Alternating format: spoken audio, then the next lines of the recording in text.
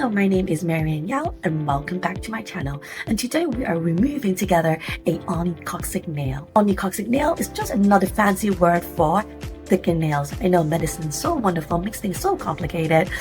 So today we're going to do that. The anesthetic is already placed in, so we do a digital block, which is an injection here and here to numb the digit.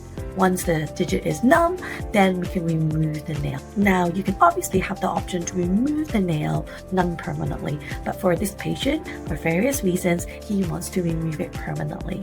We're going to use our standard elevator, not the one that you go in and you go up in the left or elevator if you're from America. It's a little tiny flat tool to elevate or lift the nail plate. And what you can do is, you can see it here. Once the nail plate is elevated, then we want to try to remove as much of the nail from the side, from the root, double, triple checked, inspect the nail root. So the nail root is just kind of behind the cuticle area and it's really invisible, to be honest. You can't really see the nail matrix, but once you lift up the cuticle area, you can kind of estimate where that area is. Sometimes you have little bits of nail still remaining in that area, so we need to double check if it's really clear. Once that is done, then we use something called phenol.